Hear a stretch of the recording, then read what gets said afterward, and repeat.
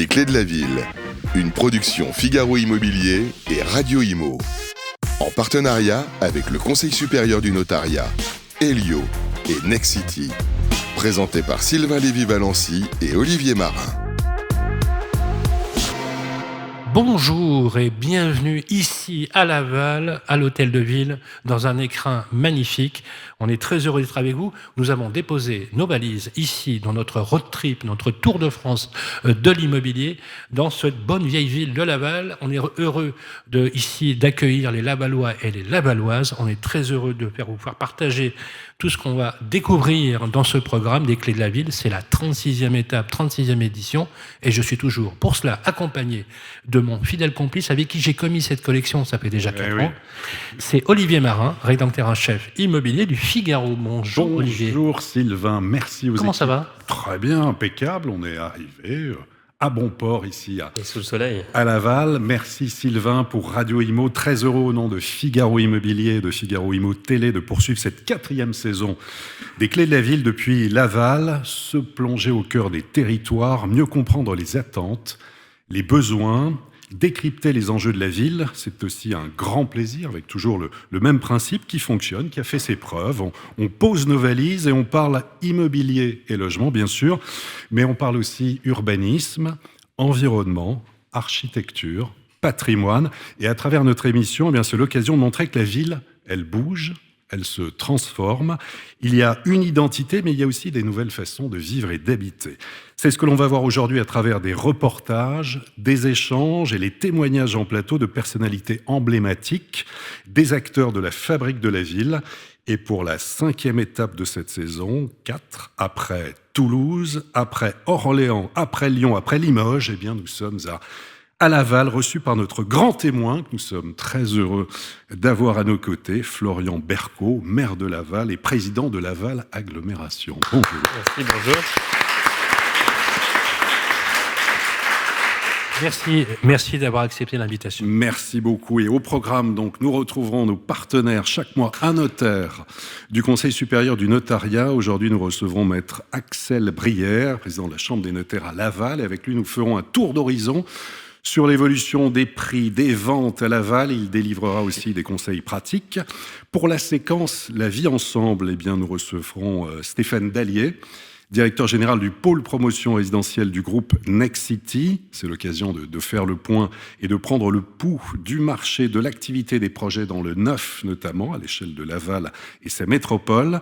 La séquence Bien mieux, avec notre partenaire Elio, pour évoquer ce qui est sans doute, on va voir si ça va continuer, l'un des chantiers du siècle en matière de logement, c'est la rénovation énergétique, avec de très récentes annonces gouvernementales sur le sujet qui concerne notamment les biens de moins de 40 mètres carrés, et puis aussi des annonces budgétaires. Pierre-Marie Perrin, directeur des affaires publiques de Elio, nous donnera l'état des logements côté performance énergétique à Laval et aussi des conseils pratiques pour bien rénover. Beaucoup de nouveautés cette année. On a entendu des annonces de Bruno Le Maire sur MaPrimeRénov'. La transition écologique est-elle en train de devenir la variable d'ajustement pour le budget ? Eh bien, on parlera de tout ça. Il n'y a pas que ça qu'on a entendu. On a entendu qu'on allait chercher du mètre carré avec les dents, bon. centimètre par centimètre. Et puis, nous aurons la présence exceptionnelle de Yannick Borde, président du réseau Procivis et maire de Saint-Berthevin en Mayenne, régionale de l'étape. Voilà pour cette présentation du programme. L'édito, Sylvain, avec Absolument. Grégoire Le Reporter. Grégoire, qui est à Briançon, qui a enregistré son édito. Je vous propose, monsieur le maire, d'écouter cet édito que l'on a rédigé, qui a une vision très philosophique de votre ville, ainsi que des images un peu, avec un prisme très holistique. C'était le concept de l'émission. Je vous propose qu'on regarde tout de suite. Pour cette 34e étape des Clés de la Ville, la 5e pour cette saison entamée en octobre dernier à Toulouse, nous sommes ravis de poser nos valises ici à Laval. À tous, bienvenue à Laval, ville d'art et d'histoire nichée entre Le Mans et Rennes. Une ville de caractère, une ville dynamique, une ville à taille humaine, une ville où il fait bon vivre.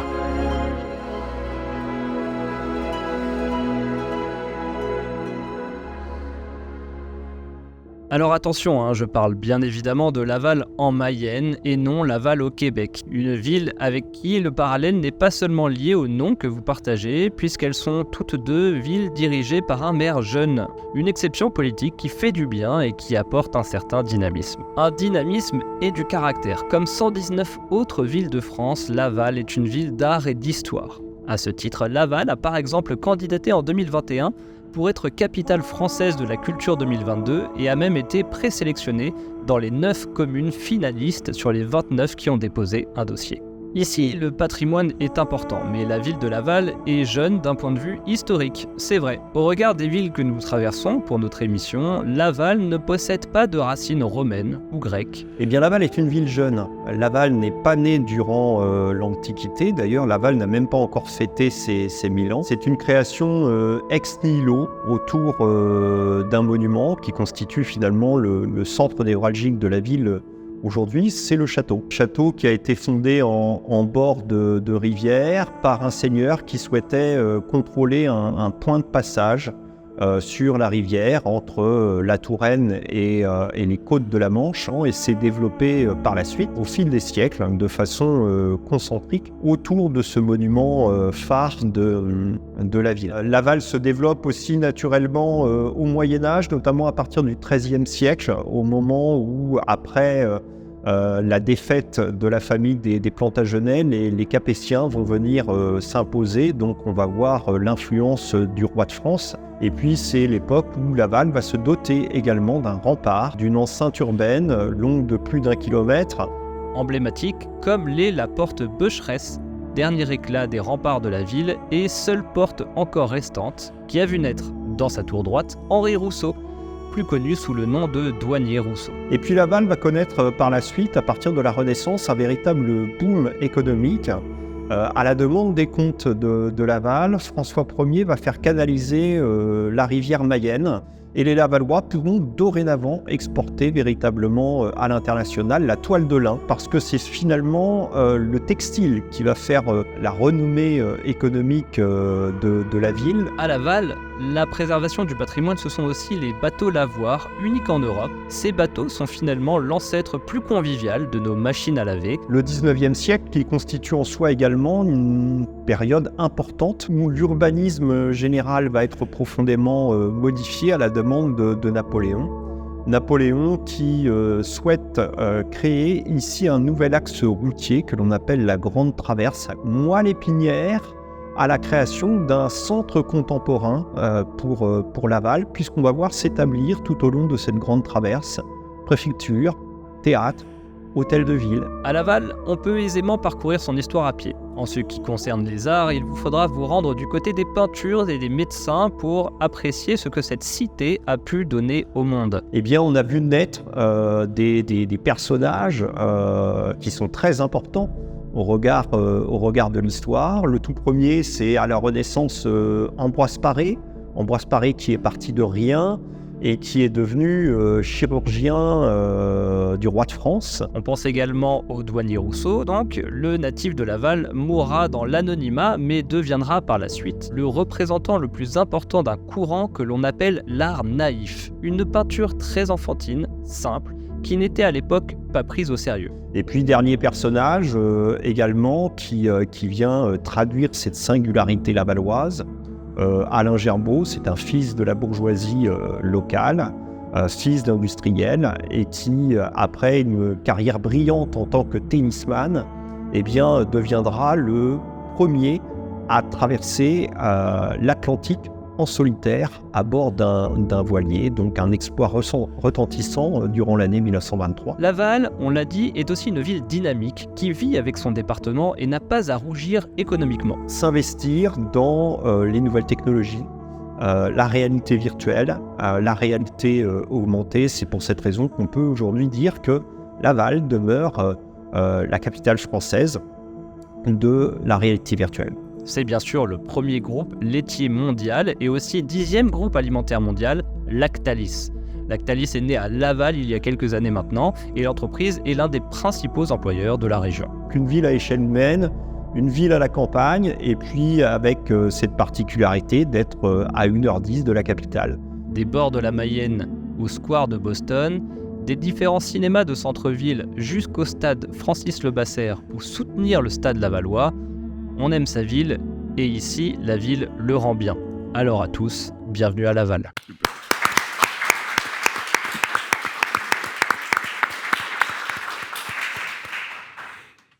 Florian Bercou, que pensez-vous de cette introduction ? Je vous le concède, assez poétique. Très poétique et très historique, mais j'ai hâte qu'on se plonge dans l'histoire moderne, évidemment, et le dynamisme à la fois économique et urbain de la ville, puisque je crois qu'on est en train de vivre là un nouvel âge d'or, une nouvelle épopée lavalloise qui se refait sur elle-même, et ça va être intéressant de l'évoquer dans notre émission. Cette émission, mesdames et messieurs, et vous tous qui nous écoutez, merci d'ailleurs d'être avec nous, puisque c'est cette 36e étape. Si on fait 36 étapes, Olivier, c'est parce qu'on a un public qui nous suit depuis bientôt 4 ans, et donc merci de votre fidélité au Figaro et à Radio Imo, bien entendu. On va faire une petite exception, si vous voulez bien, Florian Bercou. On va recevoir dans quelques instants un maire singulier, qui est le maire d'une commune limitrophe de Laval. Il est le maire de Saint-Berthevin. Il s'appelle Yannick Borde. Et vous le connaissez bien, puisqu'il est aussi également le président du réseau Procivis. C'est un homme engagé, c'est avant tout un élu local. Et vous le savez, Florian Bercou, avec Olivier Marin, on aime beaucoup les élus locaux. Et donc, l'idée, c'est vraiment de vous donner de la lumière. Donc, on va vous proposer, vous êtes d'accord, monsieur le maire, un entretien avec deux maires, pour une fois, Olivier. Mais c'est très bien. Voilà, avec le régional de l'étape. Avec le régional de l'étape, qui va nous parler aussi de son territoire. Et on enchaînera, comme c'est l'usage chaque mois, sur le reste de nos programmes. On se retrouve tout de suite après ça. Les clés de la ville. Rebonjour à toutes et à tous et merci d'être avec nous. Nous sommes ici à Laval, à l'Hôtel de Ville. Quoi de mieux que d'être reçu dans cet écrin magnifique Laval. Je le rappelle tout à l'heure, on l'a vu dans le reportage et dans l'édito. On est à une encablure finalement de la capitale, une ville à la campagne, une qualité de vie qui donne vraiment envie. On est reçu bien évidemment par le régional de l'EPAC, qui est le maire de Laval, président de Laval Agglomération. C'est Florian Bercou. Merci Florian d'être avec nous et de nous avoir accueillis dans cet écrin magnifique ici à l'Hôtel de Ville. Et une fois n'est pas coutume, nous recevons pour un entretien de quelques minutes. On en profitait puisqu'on passe dans sa région. Il est le maire de Saint-Berthevin, président du réseau Procivis. C'est Yannick Borde. Bonjour. Bonjour Yannick Borde. Comment ça va ? Pleine forme. Alors, Yannick Borde, on se connaît bien, ça fait plusieurs années qu'on échange sur les plateaux, télé, radio. Comment vous qualifieriez votre territoire aujourd'hui ? Est-ce qu'on est dans l'archétype finalement du territoire qui bâtit encore dans un contexte incertain ? Alors, moi, c'est un territoire dont je ne suis pas originaire. Je suis là depuis une trentaine d'années, donc je l'ai découvert en arrivant pour travailler, puis je suis un peu intégré aujourd'hui quand même, a priori. Donc, on est sur un territoire qui, c'est un peu les caractéristiques des territoires de l'ouest de la France, c'est-à-dire assez entreprenant. Ça a été démontré dans la présentation tout à l'heure en citant le groupe Lactalis comme un exemple, mais il y a plein d'entreprises individuelles, il y a plein d'histoires industrielles sur ce territoire. C'est un territoire qui s'est connecté aussi. Alors, on n'a pas de la réalité virtuelle, mais on peut aussi parler de la proximité de Paris. On est peut-être 300 km, oui. Oui, 1h10 de TGV quand on s'arrête pas au Mans, 70 minutes. On est peut-être moins facilement connecté avec la capitale régionale, mais on est aussi de Nantes, mais on est aussi très près de Rennes, du Mans. Donc, oui, capitale régionale, c'est quoi ? Ce serait plutôt Rennes ou le Nantes. Nantes, oui. En termes de territoire, c'est Nantes. Mais en termes de proximité, c'est vrai qu'il y a aussi une grande proximité avec la capitale bretonne, qui est Rennes. Voilà, c'est un territoire qui est assez sain et qui se parle, où les gens se parlent aisément. On fait tous les deux un peu de politique quand même, donc on voit que c'est l'envie de construire ensemble, et puis qui a préservé aussi, je pense, une grande partie de son cadre de vie. Alors certes, Laval, ville d'art et d'histoire, tout le développement qui a pu se faire économique, mais aujourd'hui ici touristique, et puis de bien-être autour de la rivière. Voilà, donc il y a un cadre de vie qui est préservé. Moi, j'aime pas trop le petit terme ville à la campagne ou petite ville à la campagne, parce que je trouve que c'est un peu réducteur. Pourquoi ? Parce que je pense qu'on ramène ça souvent un peu à des choses un peu passées, et je suis pas certain qu'on traduise un vrai dynamisme derrière cette phrase-là. Vous pensez pas plutôt qu'on fait allusion à la qualité de vie ? Si c'est la qualité de vie, ok, mais je pense qu'il faut aller un peu au-delà. C'est-à-dire la qualité de vie, c'est un petit peu différent, je trouve. Donc il y a un territoire qui est assez sain et qui souffre encore, même si je trouve que moi, ça fait plus de 20 ans que je suis élu local, qui ces derniers temps a accentué aussi son image, amélioré son image. Il y avait un dicton ici qui était vivons heureux, vivons cachés. Moi, je n'y crois pas trop comme formule. Le bien ne fait pas de bruit. Le bien ne fait pas de bruit, le bruit fait pas de bien. Voilà. Donc, on est passé peut-être à autre chose aujourd'hui, à la fois sous l'impulsion du département et puis sous l'impulsion de l'agglomération lavalloise, qui est quand même qui concentre à peu près 40% de la richesse, quel que soit l'indicateur qu'on prend d'ailleurs, du territoire. Saint-Berthevin, donc 7000 habitants à peu près. Quelles sont les particularités de Saint-Berthevin ? Alors Saint-Berthevin, c'est 7500 habitants pour être précis. Ça touche, vraiment. Alors on est la seule commune en continuité urbaine, c'est-à-dire vous passez de l'une à l'autre sans quitter la ville. On va dire la partie habitat de Laval, la partie économique qui est à cheval sur les deux communes et la partie habitat de Saint-Berthevin. Donc Saint-Berthevin, on a une particularité, c'est que c'est une ville qui s'est développée en parallèle de Laval. Laval, c'était ce qu'on appelait à la fin des années 60 l'école bleue, j'aime pas trop ce terme-là aujourd'hui, mais c'était comme ça. Bleu, c'est-à-dire le monde ouvrier autour de l'automobile, la sous-traitance automobile notamment. Ah oui, donc les grands quartiers d'habitat social qui se sont constitués à ce moment-là. Et Saint-Berthevin, on a plutôt à l'époque attiré les employés, les cadres moyens, les techniciens. Aujourd'hui, tout ça, c'est un peu derrière nous en termes de sociologie, c'est plus tout à fait comme ça. Mais c'est-à-dire que Saint-Berthevin, c'était un peu la ville un peu bourgeoise, quoi. Non, c'est un peu fort bourgeois. Et aujourd'hui, c'est une commune où il y a 6000 emplois. Il y a des grands groupes industriels qui ont leur siège. 6000 emplois sur Saint-Berthevin ? Oui, ce qui fait quelques jaloux parfois, mais c'est pas grave. Mais il y a des grands groupes industriels qui ont leur siège, le groupe Ruo, le groupe GIS. Tout le monde ne sait pas, mais l'ancienne NOS, par exemple, a son siège social sur la ville de Saint-Berthevin avec 450 salariés. Et puis, qui a aussi la particularité, et c'est un sujet qu'on évoque très souvent avec Florian en étant attentifs tous les deux sur le sujet, qui a la grande zone commerciale du département. Donc, il y a souvent des sujets. Après le centre-ville de Laval. Pas le centre-ville de Laval, merci. Il faut le préciser. mais non, mais c'est un sujet parce que ça fait, moi, tous les maires que j'ai côtoyés à Laval, ça a été toujours un sujet de discussion, mais on a bâti ensemble sur ce mandat-là le schéma d'organisation commerciale du territoire, qui veille à ce que on cannibalise pas l'un par rapport à l'autre. Donc voilà, c'est une des attractivités. Et puis aussi, c'est une commune qui est très étendue sur l'ouest, donc énormément d'espaces ruraux, d'espaces naturels, une rivière qui s'appelle le Vicoin, qui est un affluent de la Mayenne qui traverse la ville. Et une base de Coupeau. Et une base. Alors on appelle plus base, mais qui est un site naturel assez privilégié qu'on identifie assez mal quand on la traverse. Ces territoires avec combien de communes dans l'agglomération 34 communes. 34 communes. Et assez étendu finalement, Yannick Borde l'a très bien rappelé, 40% de la richesse, un PIB industriel très fort, 25% de notre PIB, notre richesse, elle est industrielle avec des grands groupes. Donc ça c'est une particularité, mais qui tourne pas le dos à la ruralité, puisque des groupes agroalimentaires évidemment importants. Mais quand on voit la continuité urbaine dont vous parliez, est-ce que ça veut dire qu'à l'instar par exemple de ce qui s'est passé à Courcouronnes avec Évry, une fusion des communes est-il possible ? La fusion des communes, c'est pas l'urbanisme qui va le décider. C'est plutôt est-ce qu'on a d'autres projets de territoire. Non, mais je parlais d'un point de vue politique, dans l'ingéniosité qui fait que le territoire ayant une continuité urbaine avec ce que vous venez d'indiquer formerait une ville. Et est-ce que vous avez des projets en commun, peut-être sur l'habitat, sur la mobilité Aujourd'hui, c'est surtout l'agglomération qui est le projet commun du territoire, où effectivement on porte énormément de grandes politiques publiques, mobilité, habitat, développement économique, enseignement supérieur, et peut-être demain d'autres compétences qu'on pourrait partager. Donc le projet il se fait vraiment à l'échelle de tout un territoire, 34 communes, où effectivement chacun a sa place, où on bâtit un peu l'esprit de coalition mayennais qu'on retrouve. Alors justement, il nous reste 3 minutes sur la question, Yannick Borde. Vous ne faites pas partie du même camp politique que le Florian Berco, et pourtant on a une agglomération qui fonctionne.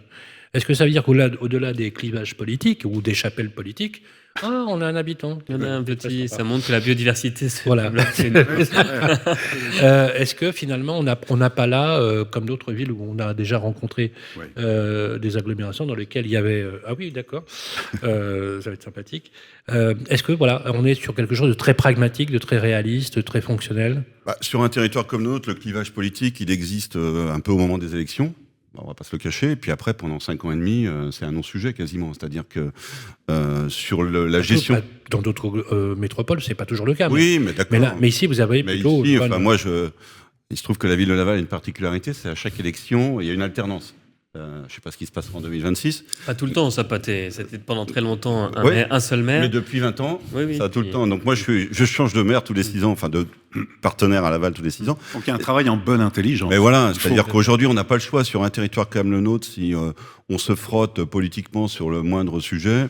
Ça a peu d'intérêt et ça a peu de résultats. Par contre, effectivement, après, je mets de côté les périodes de campagne électorale qui sont des moments sur lesquels il y a des différences qui apparaissent. Mais comme l'a évoqué Florian Bercaud, sur les grandes politiques qui sont conduites par Laval Agglomération, aujourd'hui, tous les élus, les 34 maires, certains avec des nuances. Il y a évidemment des débats sur tel ou tel sujet, mais l'objectif, c'est quand même de tirer le département et le territoire et le département avec, puisqu'on est quand même la locomotive du département de la Mayenne. Et qu'on n'a pas d'autre choix que de travailler ensemble. Et au-delà des sensibilités politiques qui peuvent être différentes, ça pose aucun problème de discussion en permanence. Est-ce que vous pensez que... Un territoire de projet, c'est important de le dire, c'est les projets qui nous rassemblent. Et quand il y a des projets, il y a de l'envie et ça suit. On va poursuivre l'entretien avec vous, Florian, tout à l'heure. On voit, vous avez une activité service, une activité industrielle qui ferait vraiment envie à d'autres territoires, c'est vrai. Est-ce que vous ne pensez pas aussi, Yannick Borne, que de vue de l'extérieur, on ne vous connaît pas suffisamment? Si, c'est ce que je disais tout à l'heure, oui. Quelque part, il y a une espèce de... Quand on vient sur le territoire, qu'on découvre votre ville, Saint-Berthevin, l'agglomération Laval, on a vraiment l'impression d'une déconnexion entre ce qui existe réellement et l'image qu'on en a quand on est... Oui, c'est un peu l'image des villes moyennes qui, à un moment donné, était mise un peu au rabais ou pouvait apparaître comme étant un peu moins attractive que les grandes métropoles. Mais vous l'attribuez à quoi, ça Je pense que tout à l'heure, quand on disait que la volonté, c'était pas nécessairement de faire trop de bruit, c'était pas complètement innocent aussi. Ça a eu des impacts. Nous, sincèrement, sur le territoire, moi, sur mon premier mandat, j'ai eu la chance de vivre, parce que je pense que c'est une chance quand on est élu, le dossier de la LGV, par exemple, qui a démontré quand même le positionnement assez stratégique de la ville. Il y a d'autres dossiers en ce moment qui sont en train de regarder dans ce sens-là. Je pense qu'il y a un tissu aussi d'entrepreneurs simples, sains, attachés à leur territoire. Quand ils investissent, bien évidemment, il y a quelques grands groupes internationaux, ils investissent un peu ailleurs, mais quand ils peuvent privilégier le territoire, je pense qu'ils jouent le jeu. Et puis, les derniers mois, on en a plusieurs fois parlé avec vous, Sylvain Olivier, c'est que les villes moyennes ont retrouvé aussi... une attractivité, l'hyper-métropolisation a montré aussi ses limites. Voilà, on a encore à travailler, parce qu'on a encore quelques jeunes qui partent, qu'on a parfois du mal à faire revenir, quand ils partent faire leurs études ailleurs. Mais sincèrement, c'est un territoire où depuis plus de 10 ans, il y a un taux de chômage qui est très inférieur à la moyenne nationale. Et c'est pas que par les départs, c'est parce que aussi, on a des emplois qui se créent, des industries qui se développent et qui sont bien implantées, bien ancrées sur le territoire. Voilà, on voulait vous donner la parole à vous, Yannick Borne, maire de Saint-Berthevin. Applaudissements pour Yannick Borne. Voilà, je vous propose de nous retrouver dans quelques instants pour le grand entretien avec le maire de Laval, ici, à l'Hôtel de Ville. Les clés de la ville. Et bien de retour sur le plateau, ici, à Laval, à l'Hôtel de Ville, accompagné de l'autre hôte de ces lieux qui nous a reçus avec beaucoup de gentillesse. C'est Florian Bercaud, maire de Laval, président de Laval Agglomération. Applaudissements pour le maire de Laval.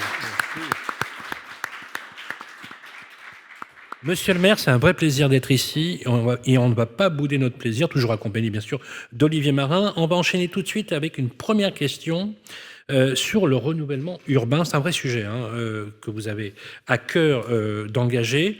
Renforcement de l'attractivité de la ville, on en parlait tout à l'heure avec Yannick Borne, pour donner finalement une image de Laval, une image qu'elle mérite finalement quand on voit la réalité, quand on vient ici.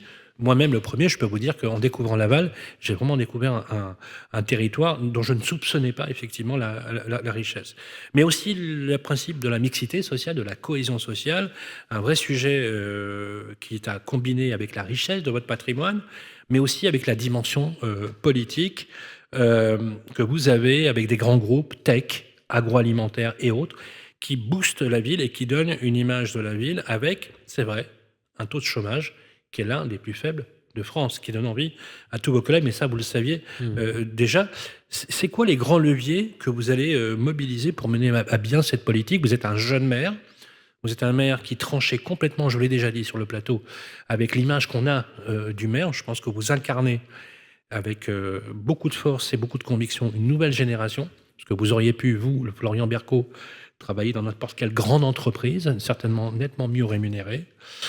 Et pourtant, vous êtes engagé dans ce combat social, dans la politique, pour justement le bien des Lavalloisiens et des Lavalloises. Des Lavallois. Voilà, Lavallois et Lavallois, on va dire. Oui, pardon, oui, effectivement. Oula. J'étais pas loin de Levallois, là. Je m'appelle pas Patrick. Voilà. Expliquez-nous un petit peu, justement, c'est quoi les leviers dont vous disposez pour aborder ce renouvellement urbain. Effectivement, c'est, je pense, dévoiler les atouts de nos territoires. Ça a été très bien dit par Yannick Borde. Je crois que ces villes d'équilibre, aujourd'hui, démontrent finalement qu'elles sont des villes où il fait bon vivre, où on n'a pas eu les excès de l'hypermétropolisation, ce développement urbain a totalement corrigé, et donc on s'y sent bien. On a une offre de services intense, et que le renouvellement urbain se passe par un renouvellement et au service de l'humain. Et c'est important que quand on fait des grandes rénovations, puisque la ville de Laval a aussi ses fragilités, on a 3 quartiers prioritaires de la ville, les quartiers populaires, qui sont en plein renouvellement. Il faut que les rénovations qui se fassent des logements, mais aussi de l'espace public, soient au service d'un projet humain, d'un projet de développement économique et d'enrichissement collectif. Et ça, c'est vraiment, je pense, une carte à jouer aussi dans nos villes moyennes. Et puis, c'est comment on refait la ville sur la ville en lui apportant les attributs de la nature, évidemment, les attributs de l'offre de services, de la convivialité. Des petites choses qui ont été faites, moi, à mon arrivée en fonction, qui ont changé peut-être un peu l'image de la ville, et qui, finalement, ont apporté un espace, un volet convivial et familial. On a, par exemple, élargi l'espace qu'on donne au marché du samedi matin. On a mis en place une guinguette le long de la Mayenne. C'est des petites choses qui font qu'aujourd'hui, la ville, petit à petit, ça grouille davantage. Et je ne parle pas des travaux à venir, évidemment, dans le centre-ville de Laval, mais c'est important aussi que le projet urbain suive aussi la dynamique humaine de ville et de comment on améliore la vie vraiment au quotidien. Alors, vous le disiez, mais effectivement, les deux sont liés. La ville, elle doit garder à la fois son identité, mais aussi avancer, avoir des projets urbains. On parle de plus en plus de réhabilitation, de transformation, de reconstruire sur l'existant, de redonner vie en fait à d'anciens bâtiments. Et vous avez amorcé le changement donc en centre-ville avec la rénovation de la nouvelle place du 11 novembre devant la mairie. Alors aujourd'hui, les travaux se succèdent et vont durer jusqu'en juin 2025. Chantier notamment de piétonisation avec en point d'orgue les futures halles de la ville, les halles de Laval, halles gourmandes, 1600 mètres carrés de bois et de verre dédiés au commerce de bouche, commerçants locaux, traiteurs, restaurateurs. Vous dites que ça va devenir le temple de la bonne bouffe. C'est ce que vous avez déclaré récemment. Alors, ma question, elle est double, L'idée, c'est d'en faire une vitrine, de montrer justement cette attractivité. Et puis, comment s'est vécu ces travaux par la population actuellement ? C'est vrai que c'est un projet, c'est le centre névralgique, c'est le cœur battant de la ville, mais plus largement de l'agglomération et du département. Ça fait quelques années qu'on en parle. Il était temps de passer à l'action, évidemment, et de faire cette transformation urbaine une vitrine, un étalon de ce que pourraient être les autres projets de transformation dans la ville, des places de quartier, des quartiers, de la gare, on pourra revenir, du campus universitaire. C'est-à-dire qu'on y a rassemblé toutes nos idées de refaire l'humain à travers l'urbain, de remettre la place à la nature à sa juste place, débétonner la ville, évidemment, et puis de faire un lieu de convivialité, et que ce centre-ville, finalement, qui est soumis à beaucoup de transformations commerciales. C'est vrai qu'aujourd'hui, on a tendance à davantage acheter du seconde main, d'acheter en ligne. Je crois que le combat avec la périphérie est un peu révolu, puisqu'aujourd'hui, l'offensive vient d'ailleurs. Et donc, de faire un centre-ville, une zone de flux et un lieu de destination où on reste plusieurs heures, plus que simplement pour acheter une baguette de pain, ça me semble essentiel. Et c'est toutes ces idées, ces intuitions qu'on a rassemblées sur cette place du 11 novembre, qui était une zone finalement en plein cœur de ville, pas forcément bien fréquentée, et qui était là pour héberger soit un monument aux morts, soit et les habitants, du stationnement. Les travaux, est-ce qu'ils l'acceptent ? En tout cas, je crois personne ne remet en cause le projet final. Et ça, c'est important, c'est qu'il y a une adhésion avec le projet qui a été présenté au Lavallois. Après, il y a le temps des travaux qui est difficile, évidemment, comme tout travaux. Partout. Mais on le voit bien, même les travaux les plus essentiels à des villes, je vois à nos villes voisines comme Rennes, quand il a fallu mettre en place les travaux du métro, ça a été très dur. Il y a eu beaucoup d'opposition. Aujourd'hui, évidemment, ceux qui souffrent le plus, c'est évidemment nos commerçants qui font vivre la ville, et puis les habitants autour. Mais je crois qu'il y a une adhésion sur le projet. On essaye autant que possible d'être pragmatique, de réaméliorer et d'effacer les travaux, même si évidemment il y a un impact. Et ce qui doit nous rassembler, c'est évidemment la ligne d'arrivée. Alors justement, merci pour cette transition, parce que vous êtes très actif sur le thème de la transition écologique. Je sais que c'est un sujet qui vous touche particulièrement, mais ça touche tous les élus locaux. Et vous n'êtes pas ce qu'on pourrait appeler, je vous connais un peu, un adepte de l'écologie punitive. Si je peux dire les choses. En tout cas, d'écologie de communication. On sait toutes et tous que c'est un défi. Inciter plutôt que contraindre. Oui, et contraindre quand on n'a pas d'autre choix, puisque effectivement, c'est un défi. Avant d'être un défi écologiste, la préservation de notre planète, c'est un défi humaniste, humain. Il s'agit de notre propre survie à toutes et tous. Donc, ça doit nous rassembler. Mais vous n'êtes pas comme certains, on ne va pas dire de nom, mais avec Olivier, on en rencontre beaucoup. Vous n'êtes pas comme certains élus locaux, ancrés dans un dogme. Je vais me permettre de revenir à ce que vous disiez tout à l'heure. Vous disiez, voilà, on va débétonner la ville. Je ne vois pas en quoi le béton, finalement, serait la cause de tous les maux de la Terre, puisqu'il existe des formules bas carbone béton, et le béton, c'est quand même ce qui a fait accélérer la construction de nos villes, nous avoir protégés.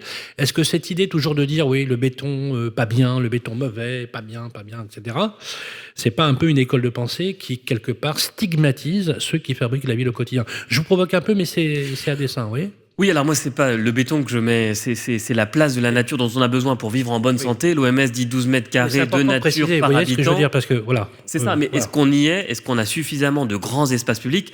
Moi, une des lignes fortes de la transformation urbaine qu'on mène, c'est de se dire, le privé s'occupe des logements et c'est la sphère de l'intime, et c'est important d'être d'abord bien phoniquement dans son logement, thermiquement ensuite, mais les gens, ils veulent vivre bien chez eux, surtout quand on vit dans des appartements.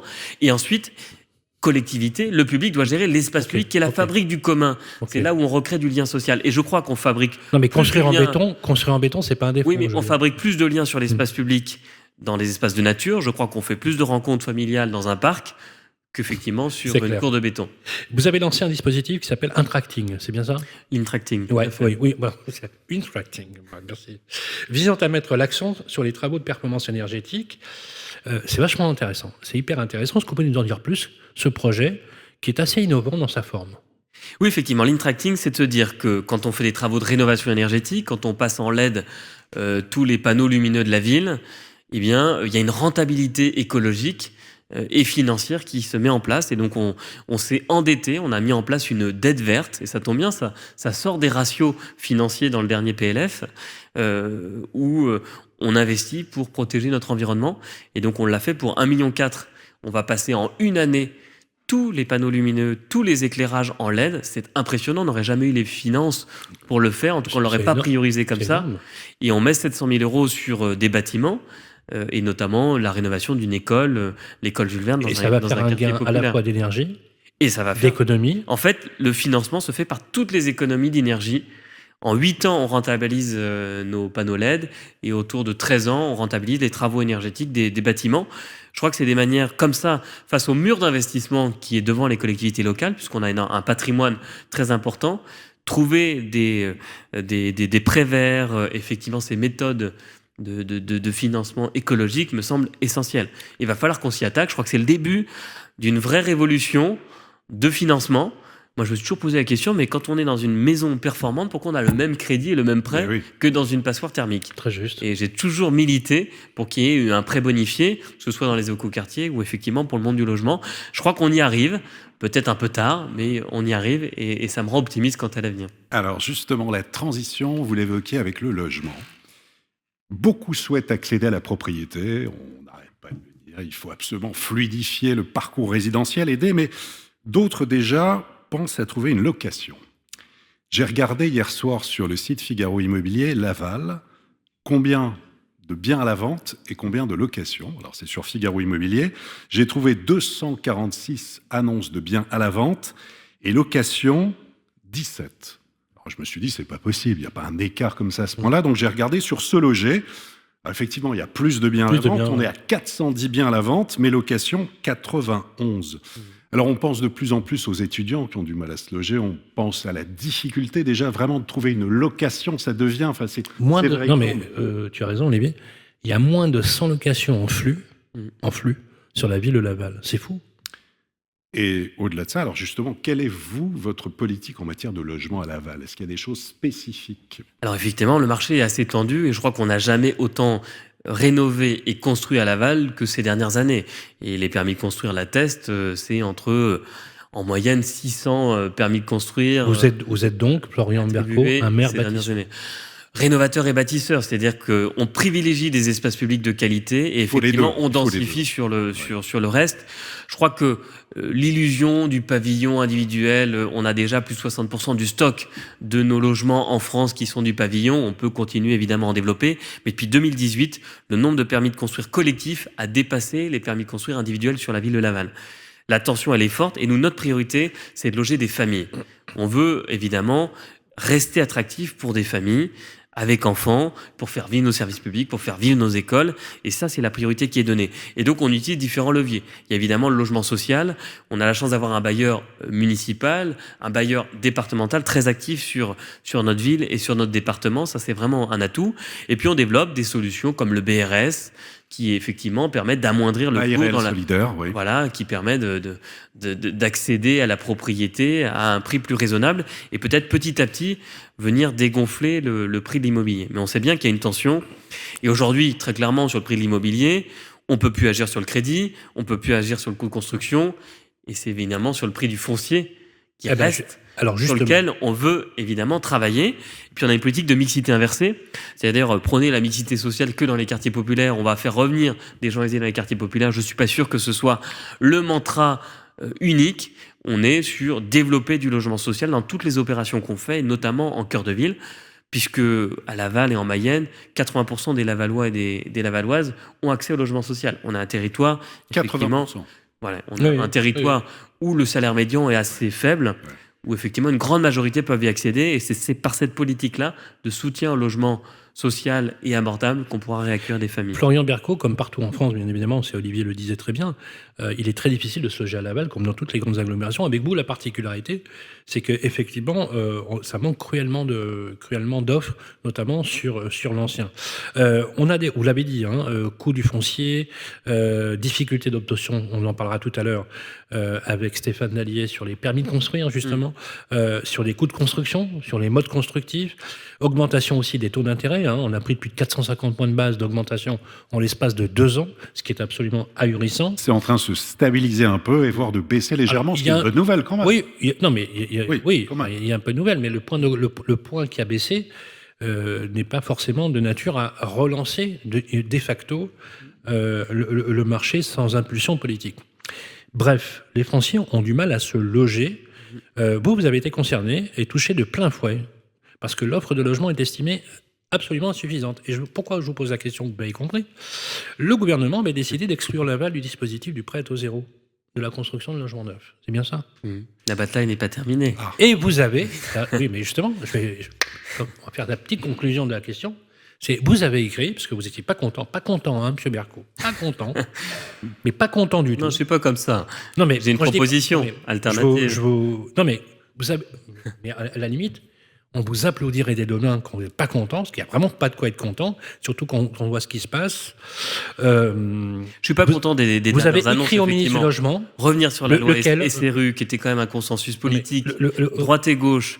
Revenir dessus, Florian c'est pas Berco, possible. à quel ministre vous avez écrit? Parce que c'était Patrice Vergrit, mais on recommence. On s'y retrouve. Je recommence actuellement à recontacter le nouveau ministre du Logement. On est au 5e ministre du Logement. On a 4 premiers ministres et 4 gouvernements, donc et 2 mandats présidentiels. Voilà. Donc vous avez écrit à Patrice Vergrit. Oui, à l'époque, effectivement. Et vous allez réécrire à Guillaume Casbarian. Exactement. D'accord. L'idée, c'est évidemment de faire un contrat de confiance. On a bien compris que l'État voulait faire des économies sur le logement et finalement laisser le libre cours du marché se réorganiser.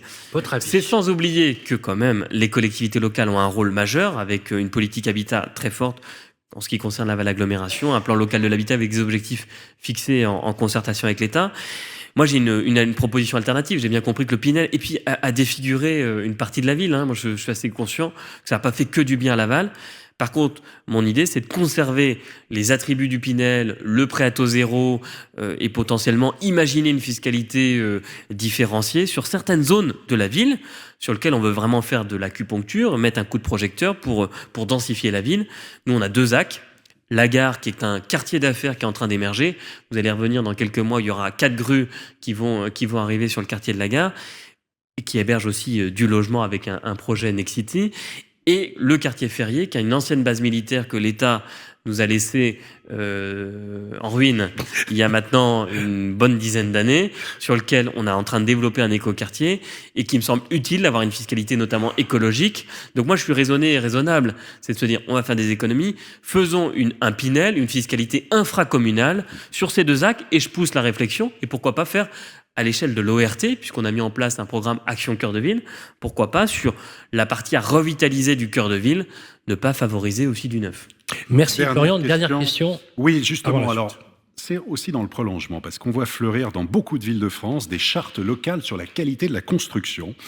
Des chartes qui incitent à construire de façon plus vertueuse au niveau des matériaux, biosourcés, géosourcés, les espaces partagés, la végétalisation.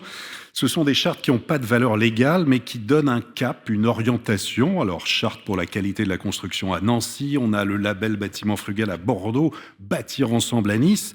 Il y en a une à Lyon, à Limoges, où on était récemment, et à Laval, il y a une charte de l'urbanisme durable avec des ambitions autour de la qualité architecturale et des usages, de la réduction de l'impact carbone, de la biodiversité, des îlots de fraîcheur, de la citoyenneté, j'ai regardé. De plus en plus de concertation en amont entre les élus, les architectes, les promoteurs, les aménageurs et les habitants, des chartes qui préconisent en fait des bonnes pratiques dans l'acte de construire. Comment se traduit ce travail collectif ? Vous avez tout compris, effectivement, on est une ville attractive. Comme il y a de la pression, le prix de l'immobilier grimpe. Donc c'est une inquiétude pour un maire de se dire que tous les opérateurs vont venir et faire n'importe quoi. Donc c'était d'abord imposer une méthode de travail, de se mettre autour de la table, d'éviter autant que possible les conflits avec le voisinage quand on vient densifier, et nous préciser les zones qu'on souhaite densifier. Il y a des zones plus propices à densifier. Dans une ancienne base militaire où il n'y a pas encore d'habitants, c'est plus facile de densifier qu'en plein milieu d'un quartier résidentiel. Donc c'était une méthode de travail de concertation. Moi, je suis pour un urbanisme de contrepartie, de négociation évidemment, mais dans un cadre de travail bien défini. Et ensuite d'imposer une certaine vision de la ville. C'est comment on essaye de pousser nos opérateurs privés avec qui on veut vraiment fabriquer la ville, pousser les curseurs sociaux sur le logement social partout dans tous les quartiers, et évidemment le critère environnemental, se dire qu'on a une responsabilité collective de pas faire n'importe quoi, tirer les leçons du passé et de pousser la construction au mieux. Et puis j'ajoute une touche personnelle, c'est aussi comment ces opérateurs de la ville qui ont fait aussi du bénéfice, ces opérateurs, comment participent à la dynamique de ville sur le volet culturel. Moi, je crois beaucoup aux acteurs culturels pour mettre en récit la ville, la transformation, la rendre désirable, la rendre acceptable et développer de nouveaux imaginaires. Et donc, on incite les opérateurs à dédier une partie, on dit 1% dans la charte, on n'est pas forcément à 1% de l'opération, dédiée soit au patrimoine, soit aux arts vivants. Et ça fait des très belles choses avec nos bailleurs. On a fait un festival, un spectacle de drones. On met en lumière nos quartiers populaires chaque année avec là aussi nos bailleurs. Et ils participent au plus bel événement commercial et festif qu'est la mise en lumière de la ville. On a beaucoup de partenaires de l'immobilier ces dernières années. J'en suis assez heureux. Ils participent du dynamisme et de la valorisation de la ville. Merci beaucoup Florian Berco pour cette première partie d'entretien. À suivre les amis, nous allons recevoir ceux qui au quotidien justement fabriquent le territoire ou aident à le fabriquer. On a besoin des notaires et Dieu sait que c'est une profession qui a été assez ébranlée quand on imagine bien les mouvements à la fois de la régulation et normatifs. Ils sont essentiels à la vie de la cité.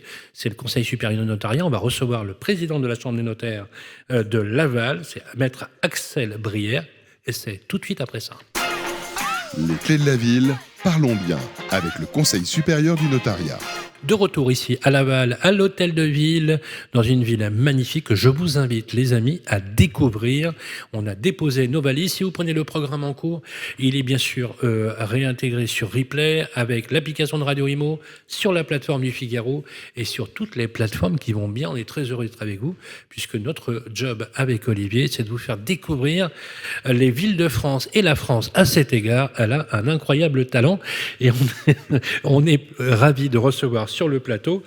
Tout à l'heure, je l'ai présenté comme le président de la Chambre des notaires. Il ne l'est pas. Il est délégué à la communication et c'est Maître Horry qui est présidente de la Chambre des notaires ici à Laval. Pardonnez-moi, j'avais une petite faute sur mes fiches. Merci Axel Brière d'être avec nous. Vous êtes notaire à Laval et c'est Olivier Marin qui va vous poser la première question. Oui, maître, bonjour. Donc, Bonjour. on va faire avec vous un tour d'horizon de l'immobilier ancien, l'évolution des prix, des ventes, mais également délivrer des conseils pratiques. Alors, tout d'abord, quelques chiffres clés pour démarrer. Avoir en tête que 2000, qu'est-ce que c'est ? C'est 2000 €, c'est le prix médian au mètre carré d'un appartement ancien à Laval. 2000 € par mètre carré en moyenne. Alors, c'est une légère hausse sur une année, mais ça peut faire rêver aussi d'autres villes. 190 000 €, ça c'est le prix médian d'une maison ancienne à Laval. Donc là, par contre, on est en légère baisse sur une année. Maître Brière, 2023 a marqué l'attentisme et un recul des transactions partout en France et notamment à Laval, moins 17% sur un an pour les maisons, moins 11% pour les appartements, avec la hausse des taux d'intérêt, avec les conditions de crédit qui se sont durcies. Mais comment se porte ce marché de l'activité de l'immobilier à Laval ? Est-ce qu'il y a, comme dans certaines villes de France depuis le début de l'année, un frémissement de reprise d'activité ? Alors, on l'espère. Je peux me permettre peut-être déjà de rappeler ou d'insister sur le fait que les chiffres que vous évoquiez, c'était des prix médians, Oui. et pas des moyennes de prix. C'est-à-dire que à Laval, c'est une ville moyenne où il y a une diversité de logements qui est assez importante, et donc il est assez difficile de faire des moyennes sur des prix d'appartements, puisque que vous ayez un appartement avec une terrasse, avec un balcon, ou en fonction de sa situation, effectivement, la moyenne ne veut pas dire grand-chose. C'est un indicateur. Voilà, exactement. Donc, la moyenne, le prix médian est assez parlant et beaucoup plus parlant. Et vous faisiez bien de l'évoquer effectivement de cette manière-là. Le marché à Laval a suivi un petit peu les évolutions qu'on a connues en France. Après 2 années d'euphorie, où on a été, nous notaires en tout cas, sous une pression forte, avec un volume de transactions qui allait crescendo, de mi-2020 à 2020, fin 2022. Effectivement, beaucoup de transactions, une pression forte, et puis... Après Covid ? Voilà, exactement. Ça a été phénoménal. Ça a été si on fait un graphe, ça a fait ça. Exactement. Alors qu'on s'y attendait pas lorsqu'il y avait... Nos études étaient fermées. Et donc un volume de transactions qui a été crescendo, qui a amené effectivement à une baisse des stocks et donc à une augmentation des prix, qu'on a tous pu constater, puisque la rareté a eu un impact évidemment sur les prix. 2023, avec notamment les politiques de taux pratiqués par les banques, là, il y a eu un vrai frein. On a arrêté de voir des primo-accédants qui n'avaient plus accès au crédit. Et donc, il y a toute une partie des acquéreurs potentiels qu'on ne voyait plus, finalement. Donc, une baisse du volume des transactions assez significatif. Depuis quelques semaines, un frémissement. On sent que cette baisse, vous l'évaluez à combien à peu près ? Si je vous demandais de donner un ordre de pourcentage. Sur quoi ? Sur les prix, vous voulez dire ? Oui. Alors, c'est difficile à dire parce que on constatait une baisse du volume des transactions sur 2023 qui était de l'ordre de entre 11 et 17% en fonction des maisons, donc en gros 15%. Maison, oui. Donc assez significatif quand même. Les prix, on a du mal à les chiffrer puisqu'on peut pas. Il est assez difficile de quantifier une baisse de prix fin 2023. Elle n'a pas été sensible. On a vu une baisse du volume des transactions, mais qui n'était pas suivie encore des faits. C'est intéressant ce que vous dites, parce que j'ai regardé les prix, justement, et en fait, il y a eu un effet de rattrapage, parce qu'effectivement, les valeurs ont augmenté à Laval, par un effet de rattrapage indépendamment du fait exogène du Covid, et l'impact en termes de réduction que l'on constate au niveau national a assez peu impacté votre territoire. Moi, j'ai l'impression que ça va durer. Est-ce que vous partagez cette même idée ou pas ? Alors écoutez, je ne sais pas trop. La tendance là, c'est on constate effectivement que les prix baisse un petit peu, si vous voulez, ce qui va ramener un certain nombre de personnes à l'accès au crédit, les Maison taux qui se et appartement, détendent, les les deux, prix qui baissent un petit peu, la confiance peut-être qui revient un peu. On sent les premiers frémissements de dossiers qui reviennent dans nos études. Est-ce que c'est durable ou pas? C'est très difficile à dire, je le souhaite vraiment. J'aime être optimiste, donc j'imagine que oui. Mais l'avenir nous le dira. Parce que, vous savez, c'est vrai que ça nous fait rêver, la ville de Laval, avec Olivier, parce qu'on hallucine un peu quand même. On est à une encablure de Paris, et on passe de... ça a un peu baissé, mais on passe quand même de, grosso modo, 10 000 euros à 2 000 euros. Tout à fait. Et on voit même des biens intramuros de très très grande qualité, même s'ils sont un peu plus élevés, on dépasse pas les 3 000 euros. Quoi. Accessible, et un intérêt aussi pour des investisseurs, un intérêt pour des investisseurs qui est évident. On a une rentabilité. Alors, à Laval. Quel est le taux de rentabilité? On nous pose la question justement, on nous la pose systématiquement. Le taux de rentabilité entre justement l'acquisition, indépendamment, ce que je voudrais, c'est que vous nous fassiez aussi une analyse indépendamment du moratoire, du calendrier, fixé par l'État sur la rénovation énergétique et les biens disponibles à la location, parce qu'il y a quand même une chose que l'on a vu tout à l'heure, c'est l'insuffisance d'offres en matière de location, donc pas de problème pour louer, a priori. Il y a une vraie profondeur locative. Quels sont les prix au mètre carré en location et quel est le taux de rentabilité moyen que vous constatez avec vos clients? Alors, ce que je peux vous donner, c'est un exemple concret d'une signature d'une promesse de vente hier soir dans mon étude. Donc, un acquéreur qui se portait acquéreur donc d'un appartement qui faisait 40 mètres carrés, centre-ville, très bien placé, l'immeuble de qualité, quelques rafraîchissements à prévoir dans l'appartement. Oui. Étiquette. Alors, étiquette, on devait être en D, je crois.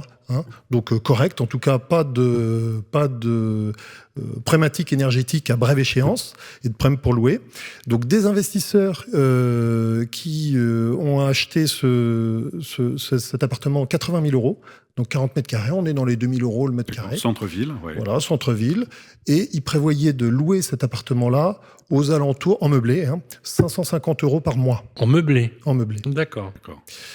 Ils avaient peut-être même le projet, ils m'ont parlé pour la petite... C'est ça, il y a une chambre. Pardon ? Il y a une chambre, à 2 pièces. Il y avait 40 mètres carrés, oui, il y avait une chambre et une pièce de vie. Ouais. D'accord.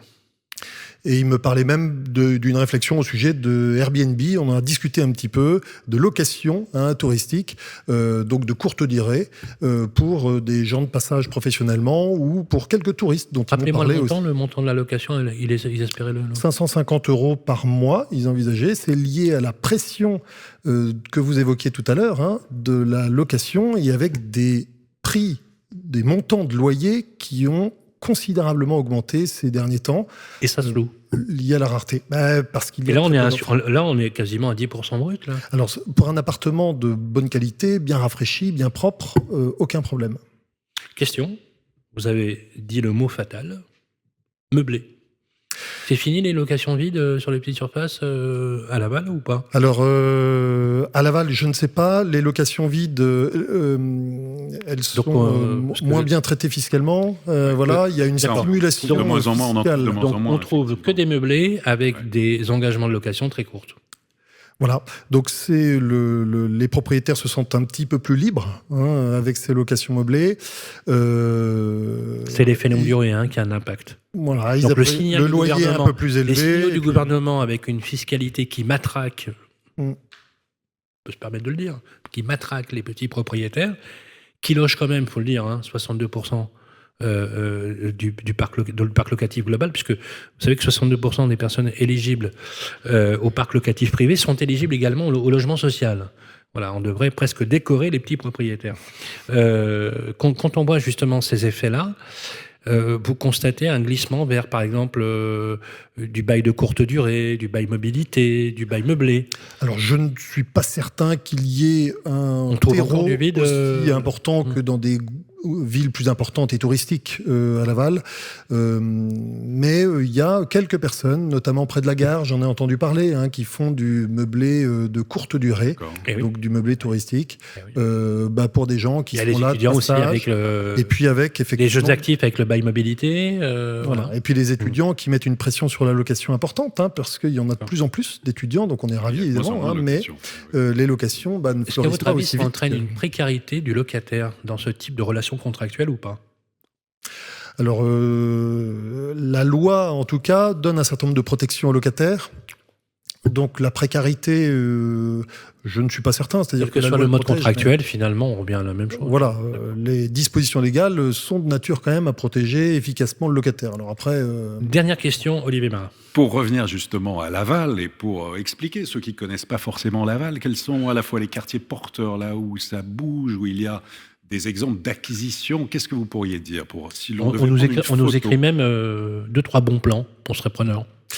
Alors, le centre-ville, bien sûr, est recherché par les familles. Monsieur le maire évoquait son souhait de faire venir des familles. Évidemment, la maison de ville, centre-ville, proximité des écoles et de tous les commerces de centre-ville est assez recherché. Beaucoup de gens cherchent ce type de maison, 4 chambres, entre 3 et 400 000 euros, avec un jardin.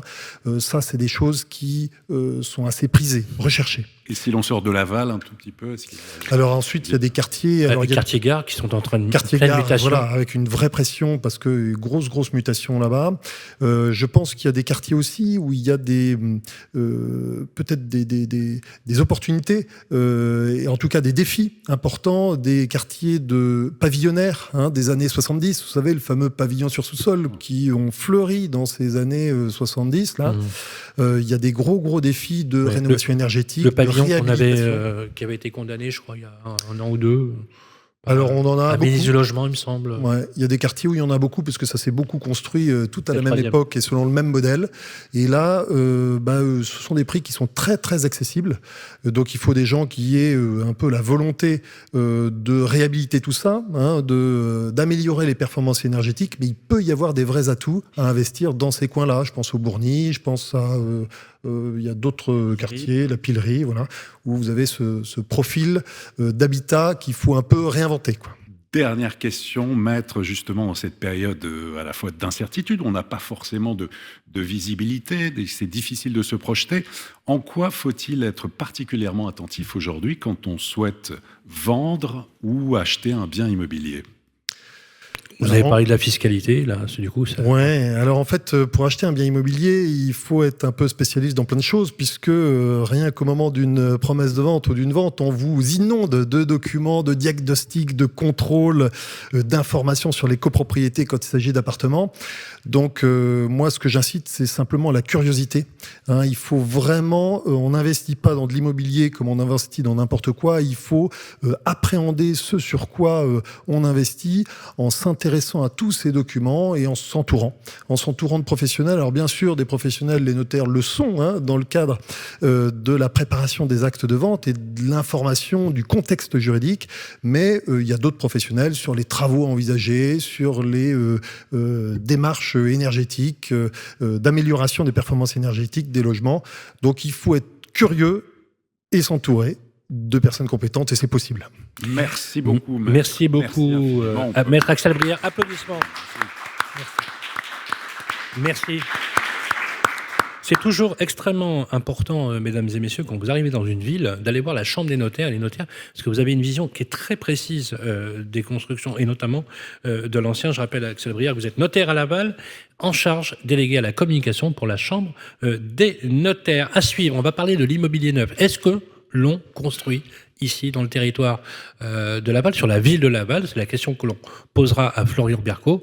On va recevoir dans quelques instants Stéphane Dallier, le directeur général du pôle résidentiel de Nexity, acteur numéro 1 de la construction de la ville et du logement en France. C'est tout de suite après ça. Les clés de la ville, la vie ensemble avec Nexity. Voilà, si vous reprenez le programme en cours, nous sommes ici à Laval, à l'Hôtel de Ville, accueillis par les équipes de la mairie et son maire, Florian Berco, maire de Laval et président de Laval Agglomération. On est ravis d'être avec vous pour cette séquence La vie ensemble. Moi, j'adore ce titre, La vie ensemble. Là. On vit ensemble. Moi, je propose qu'on construise des kibbutz partout dans les villes de France et qu'on vive tous ensemble. Voilà. La vie ensemble avec Stéphane Dallier qui est avec nous sur le plateau. Bonjour Stéphane. Bonjour. Comment ça va ? Très bien. Directeur général du pôle résidentiel du groupe Nexity. Alors j'enchaîne tout de suite avec la grande question.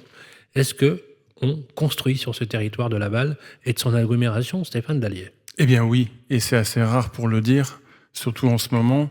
Je suis à côté d'un maire, non pas bâtisseur, vous avez raison, mais qui se soucie de loger des gens. Et je crois que dans le débat politique, on oublie un peu trop ça. On est toujours sur on construit pas assez, mais en fait, c'est quand même un acte noble. Et je reprends récemment certains propos d'hommes politiques qui disaient qu'il faut des propriétaires pour avoir des locataires. Donc il faut qu'on arrive à vendre. Donc oui, ça construit à Laval. On a plusieurs opérations. On est multimarque au niveau du groupe Nexity. Donc on a Édouard Denis qui construit une très belle opération en ce moment. Mais on a aussi Nexity historique, qui a un beau sujet qui a été freiné par des fouilles archéologiques et en fait qui va pouvoir reprendre au niveau de l'ancienne poste, au niveau de la gare. Et puis il y a GFI aussi, qui est une autre filiale de Nexity et qui est dans la ZAC de la gare. Nexity, Édouard Denis et GFI. Exactement. Donc, alors, on va revenir justement sur cette logique stratégique on l'a vu. D'ailleurs, c'est intéressant ce que vous disiez. On a besoin des propriétaires pour loger tout le monde. Vous avez fait allusion à un élu local. Ne serait-ce pas David Lisnard, par exemple, qui disait ça ? Mais exactement. C'est le président de l'association des maires. Donc, voilà. C'est en tant que président de l'association des maires que je le cite. Ça fait du bien de l'écouter, effectivement.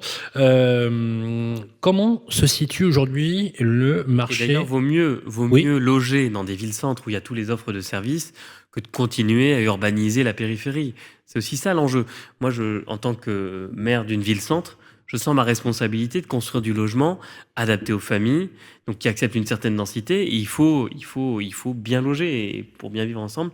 Ça, c'est vraiment important de le remettre dans le débat public. Je crois que les centralités ont un rôle encore plus important pour loger les habitants. Et c'est une véritable réponse à la problématique du ZAN. Alors, c'est d'autant plus important ce que vous dites, monsieur le maire, puisque vous parlez de décentralité au pluriel. C'est ce qu'on appelle les polycentralités ou la polycentralité.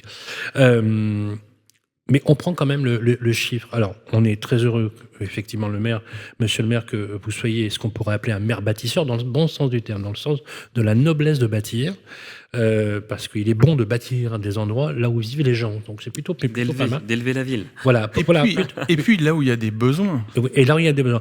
Mais quand on prend les ventes nettes sur Laval au niveau du neuf, c'est quand même assez la chute. C'est moins de 46%. Enfin, ça n'échappe pas de toute façon à la problématique du marché actuel, qui n'est pas d'avoir une offre. On en a là où il faut, même si c'est difficile d'avoir des permis de construire, mais on pourra en revenir dessus. Mais c'est pas le cas ni à Laval ni dans son agglo. Mais c'est surtout la solvabilité de la demande, et c'est le vrai sujet aujourd'hui du moment. C'est hyper important ce que vous dites, Stéphane Dallier. La solvabilité de la demande. Parce que tout le monde dit oui, il n'y a plus de demande, etc. C'est faux. Oui, je précise toujours. Les Français parce que ont toujours envie d'acheter. Mais oui, il n'y a pas une crise de la demande. Enfin, ça devient une crise de la demande, mais il y a une crise de la solvabilité de la demande. Le besoin est toujours là, l'envie est toujours là. Après, il y a quand même un attentisme assez fort en ce moment, lié à cette petite musique qui consiste à dire que les prix vont chuter, Fort est de constater que les prix ne baissent pas. Mais monsieur le maire le disait tout à l'heure, notre prix, en tous les cas dans le neuf, il est assez simple à construire. C'est le prix d'un foncier, c'est le coût technique, et c'est la marge d'un promoteur qui est liée, en fait, au risque. Aujourd'hui, les opérations sont de plus en plus risquées et on nous demande de baisser de plus en plus nos marges. Donc, le vrai équilibre, il est entre le prix du foncier et le coût technique. Le coût technique ne baisse pas, il se stabilise. C'est déjà plutôt une bonne nouvelle. Il faut être peut-être un peu plus regardant sur les constructions, car on peut faire du beau et on peut faire du confortable sans faire de l'extravagant aussi. Mais le prix du foncier, malheureusement, on constate qu'il a du mal à baisser. sauf dans certaines ZAC ou quand il y a une véritable volonté politique de continuer à construire du logement abordable. Et c'est une des spécificités de Nexity. On a toujours été pour le logement abordable, pour créer une ville durable, mais une ville surtout abordable. Comment resolvabiliser justement, parce qu'on a évoqué beaucoup, on a entendu Gabriel Attal au niveau des offres, de parler de construire hors site, de remettre le pavillon au centre des enjeux, aussi de renforcer ce tissu pavillonnaire. On a entendu beaucoup de choses sur l'offre, avec aussi quelque chose qu'on avait oublié, c'était de reparler du logement comme une priorité, de remettre la priorité du logement, ce qui n'était pas le cas quand on entendait certains premiers ministres précédents. Au moins, il y avait ça. Et beaucoup de professionnels ont dit oui, sur l'offre, à la limite, le chemin, il est bien, il n'y a pas l'autoroute, il manque les leviers sur la demande. Comment fait-on et quelles sont les pistes, quelles sont vos pistes à vous ? Alors, la vraie difficulté, c'est de faire baisser les prix, en tous les cas, de retrouver une équation entre nos prix de vente, qui sont encore une fois liés à deux variables, qui sont le coût de construction et la charge foncière, et la capacité d'emprunt des Français. C'est vrai que quand on passe de 1 à 4, 4,5%, ils ont perdu 25% d'emprunt potentiel. Alors, on entend, et on peut que s'en féliciter, que les taux arrêtent de monter, qu'il y a même une légère baisse. Les perspectives de 2025, parce que c'est long à descendre, de 2025 sont aux alentours de 3, 3,5%, ce qui est plutôt une belle... c'est un message optimiste. Et d'ailleurs, ce sont des taux normaux. C'était le 1% qui n'était pas normal. Maintenant, ça veut quand même dire que les prix des logements ont du mal à être équilibrés par rapport à ça. Comment on fait ? Première piste, la densité. C'est que la valeur d'un terrain, elle est souvent en valeur absolue. Sauf que, déjà, si on arrivait à construire la densité qui est prévue au PLU, on aurait... Plus haut, hein.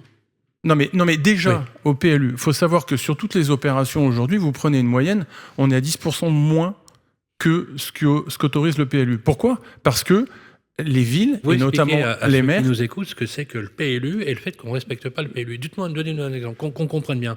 Concrètement, le PLU, ça définit les règles d'urbanisme et les règles de construction.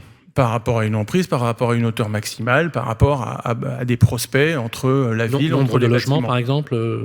Sur une parcelle, ça va définir une constructibilité maximale.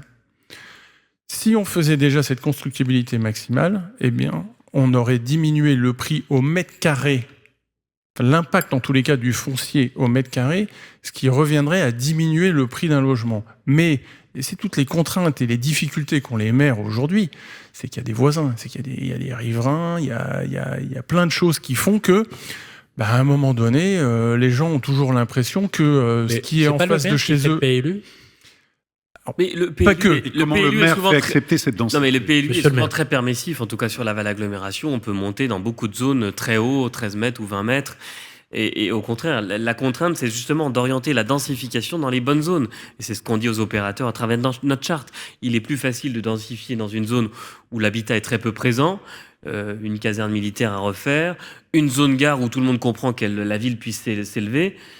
Et faisons déjà ça avant d'aller sortir des opérations effectivement en zone pavillonnaire. Donc le maire, il est plutôt facilitateur pour orienter les opérations au bon endroit. Et je crois que déjà quand on aura fait ça dans toutes les villes, on pourra y arriver. Et j'en profite pour jeter un pavé dans la mer. Vous posiez la question, je vais peut-être pas me faire que des copains en le disant, mais on a un magnifique dispositif qui s'appelle le 1% logement. Il est à combien aujourd'hui ? Action Logement. Il est plutôt à 0,47%. Donc je pense qu'il suffit de doubler et à revenir au 1% logement et redonner des capacités à cette belle institution, effectivement accompagner les opérateurs, les villes à sortir les opérations. Et sur la transformation d'anciens bureaux désaffectés en logements, ce qui était une des annonces de Gabriel Attal, de faciliter cette transformation. Qu'est-ce que vous en pensez concrètement ? Pourquoi pas, mais c'est anecdotique par rapport aux besoins. C'est-à-dire qu'aujourd'hui, on a encore le biais hyper-métropolisation. Le problème du logement, il serait que dans les grandes métropoles et on va transformer le logement. Sur notre cas, en tout cas sur là où la moitié des Français vivent, les villes de 10 000 à 100 000 habitants, c'est inopérant. Aujourd'hui, le meilleur acteur pour sortir de la crise, chez nous, c'est Action Logement ou nos bailleurs sociaux qui permettent de sortir des opérations un peu plus complexes, notamment pour des opérateurs. Vous parliez de... Ce qui a été le cas pour 2023. Oui.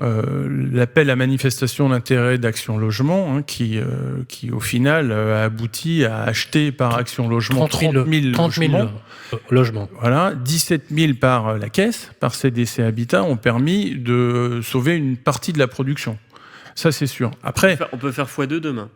On peut faire x2 demain, mais il va falloir, qu'il y ait quelques financements. Non, mais attendez, ça veut dire quoi? C'est-à-dire que les promoteurs vont devenir des vendeurs d'immeubles en bloc? C'est ça l'idée? Et il faut sortir de la crise, il faut à la fois Parce que produire tout à du l'heure, logement, il n'y a pas de solution unique. Précisons. Ça, c'est une idée. Après, on peut aussi travailler avec les banquiers. On a bien un ministre de l'économie qui va voir les grandes surfaces pour dire attention, les prix, il faut les surveiller. Pourquoi on ne demande pas aux banquiers aujourd'hui aussi d'assouplir les règles du crédit? Les banquiers aujourd'hui sont peut-être frileux à accompagner et à solvabiliser celui qui veut acheter. On est d'accord. Il me semble que le Haut Conseil pour la stabilité financière qui régit tout ça a refusé grand nombre de propositions qui avaient été faites pour assouplir certaines règles. On va revenir sur les prix parce que c'est important pour les Français qui nous écoutent. Et d'ailleurs, je voudrais juste faire une précision. Quand on vous dit, les amis, ce que souvent vous allez certainement nous l'écrire, qu'est-ce que c'est que ce 1% sur logement? Donc, c'est pas 1%. Le chiffre, c'est 0,45. C'est la PEC, la participation à l'effort de construction pour les entreprises. Participation des entreprises. Et ce ne sont que les entreprises de plus de 50 salariés qui cotisent à la PEC. Et Action Logement est géré en parité par des syndicats patronaux et salariés. Actuellement, c'est Brunoir Calipan qui contrôle aujourd'hui Action Logement. Et le job d'Action Logement, c'est d'avoir une proximité entre l'emploi et le logement. Donc nous avons besoin, bien évidemment, des promoteurs. Il faut bien rétablir l'équilibre, bien évidemment. Les chiffres du mètre carré, on se loge en neuf, entre combien et combien, si on veut acheter à Laval, et d'ailleurs, il y a des programmes, on va en parler tout à l'heure, combien ça coûte?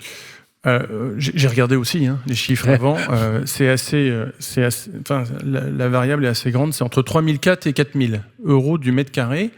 Là où, dans le neuf, la location, elle est autour de 10 euros. Ce qui veut dire, pourquoi je dis 10 euros? Parce que c'est une spécificité d'une zone B2 éligible au Pinel des dernières années. Normalement, la zone B2 n'a pas le droit au Pinel. Mais Laval est une spécificité comme certaines villes, puisque ancienne ville dite militaire... De garnison. Voilà, qui a permis d'avoir des dispositifs. On peut, quand on a été conseiller interimilitaire, bénéficier de ce qu'on appelle. C'est pas un terrain, c'est toute la ville, et c'est même quelques villes autour. C'est une dérogation alors. Ça s'appelle un Pinel par dérogation en zone B2. Alors la difficulté, c'est que le loyer, ça reste de la zone B2 et pas de la zone B1. D'accord. Puisqu'il y a un loyer maximum. Donc la rentabilité, même en Pinel, elle n'est pas extraordinaire, elle est largement moins que ce que notre ami notaire juste avant disait sur un meublé.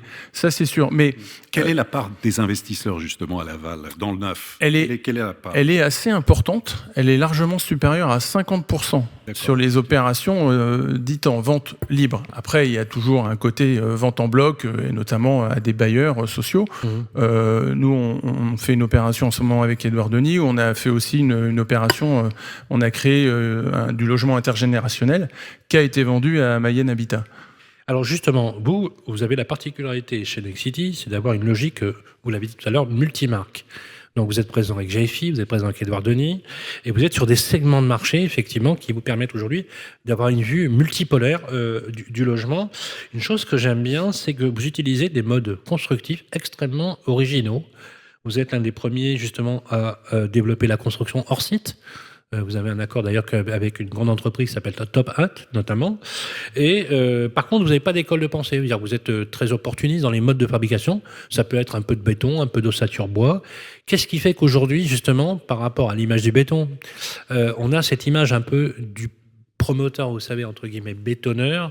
Est-ce que finalement, ces changements de paradigme, à l'épreuve d'une conjoncture qui est quand même difficile, vous amène finalement à réfléchir de façon très intéressante et quelque part à renouveler une offre extrêmement ingénieuse avec des modes constructifs différents, des usages différents? Alors déjà, notre métier, et là je ne parle pas de Nexity, notre métier a toujours été décrié quant au bilan carbone. que l'on crée en construisant. Il faut quand même savoir que la RE 2020, qui régit nos constructions, est une des réglementations les plus vertueuses dans ce domaine en Europe. On est le pays qui avons la réglementation la plus vertueuse. Donc notre métier est déjà régi par ça. Chez Nexity, ça a toujours été une véritable attention. Avant même la RE 2020, on a toujours voulu être proactif sur ces règles, et on s'est donné une courbe de décarbonation largement supérieure à la simple norme RE 2020, qui a plusieurs stades. La RE 2020, seuil 2020, 2025, 2028, 2031, qui au fur et à mesure nécessite de trouver des procédés constructifs de plus en plus vertueux. Le hors-site en fait partie. Mais moi, je ne crois pas en une solution unique. Je pense que notre métier, et en tous les cas, si on est très attentif à tous ces sujets-là, doit avoir plusieurs modes constructifs. Donc là, sur une des opérations, il y a un bâtiment sur les 5 bâtiments qui sont construits sur un procédé qu'on utilise, nous, depuis 10 ans. Le bois, c'est pas d'hier, c'est depuis 10 ans, qui s'appelle eWood, où ça n'est pas du 3D, en 3 dimensions, c'est du 2D, c'est-à-dire qu'on fabrique des panneaux en 2 dimensions en hors-site, et on vient les assembler sur place. Oui, bien sûr. Voilà. Mais c'est 100% bois. Alors, on va illustrer le propos avec un formidable projet magnifique porté par Édouard Denis qui s'appelle les Jardins de Phaé. Alors, Phaé, ça vient du grec phasis, et ce mot au sens temporel, et au Moyen-Âge, depuis le Moyen-Âge, désigne des états successifs dans un processus évolutif. Eh bien, Sylvain, ça aurait pu être ça. Oui, alors. Mais ça n'est pas ça. Alors, c'est quoi ? La vraie explication de Phaé, c'est que c'est une opération d'envergure. On a eu ce qu'on appelle une étude d'impact, avec une étude 4 saisons. Une étude 4 saisons, c'est quoi ? C'est on est obligé pendant 1 an de voir réellement ce qui se passe saison par saison. Et en fait, Phaé, c'est printemps, hiver, automne, été. Extraordinaire. Extraordinaire. Mais alors, le H, alors, il est en plus, quoi. Il est pour faire la... Pardon, c'est printemps, hiver, automne, été. Ah d'accord, voilà, merci. C'est magnifique. C'est magnifique. Une année... C'était un petit clin d'œil au fait que... Une année. Oui, c'est un petit clin d'œil au fait qu'une opération immobilière, c'est un temps long. Et c'est toute la difficulté de notre métier. On a toujours des lois qui nous régissent, qui sont des lois d'une durée assez courte. Et en tous les cas, qui ne sont pas compatibles avec le vrai temps de notre métier. Alors, vous justement, entre l'idée et, justement la réalité. Sur ce sujet, proprement dit, je ne sais pas, mais d'une manière assez générique, c'est minimum 3 ans. 3 ans. Et c'est souvent 5 ans, 6 ans. En zone extrêmement tendue, dans les grandes métropoles, des fois c'est 6-7 ans, parce qu'il y a des recours à n'en plus finir. Ah oui, c'est clair. On va voir la programmation, justement. 233 lots dans une résidence intergénérationnelle avec le bailleur social de Mayenne, Mayenne Habitat, qui représente déjà 64 lots. Un bâtiment bois en conception eWood, vous en avez parlé tout à l'heure. 47 lots en RE 2020 avec le seuil de 2028 en bâtiment bas carbone, oui. Donc le label BBCA. Ça a démarré depuis juin 2023. Voilà, livraison... Et livraison au premier trimestre 2026, chantier. Fin 2025, voilà. On espère, début 2026. Ça n'illustre pas finalement ce que doit être dans le futur, justement, avec ces mixités d'usage, ces destinations très différentes. Mais c'est ce que l'on fait déjà depuis quelques temps. Alors, c'est vrai que toutes nos opérations ne sont pas aussi importantes. La mixité d'usage et la mixité programmatique, elle est liée aussi à la taille de l'opération. Quand on fait un immeuble que de 30 logements, la mixité d'usage, elle est plus difficile à avoir. Mais sur des opérations d'envergure, et sur Laval et son agglomération, il y a de quoi faire des opérations d'envergure, et donc de mixer. Mais la mixité, pour moi, c'est pas forcément social, pas social. C'est une mixité programmatique. Et c'est ce que vous disiez, une mixité d'usage. On croit de plus en plus dans ce qu'on appelle le mixed-use. Bien sûr, bien sûr. Si on veut faire vraiment une ville durable, il faut, et vous le disiez, monsieur le maire, qu'il y ait des commerces, qu'il y ait des infrastructures à proximité, qu'il y ait des crèches, qu'il y ait des écoles, qu'il y ait tous ces sujets-là qui évitent de prendre systématiquement la voiture et de faire 10 km pour trouver quelque chose. Alors, je précise qu'on peut effectivement s'intéresser à ces programmes sur le site d'Édouard Denis, Hein, c'est voilà, les jardins de Fahé pour printemps, hiver, automne et été. Bravo. Il n'y a plus beaucoup à vendre, hein, donc il faut se dépêcher. Bon, alors il faut se dépêcher. Applaudissements pour Stéphane Dallier. Merci. Merci. Je rappelle que vous êtes le directeur général du pôle résidentiel de Nexity. À suivre. Et pour conclure notre émission, et merci de votre fidélité, on va parler d'énergie avec la rénovation énergétique. C'est Pierre-Marie Perrin qui va nous rejoindre sur le plateau dans quelques instants. Les clés de la ville, bien mieux, avec Elio. Et voilà, de retour sur le plateau, ici à Laval, que je vous invite à découvrir, les amis.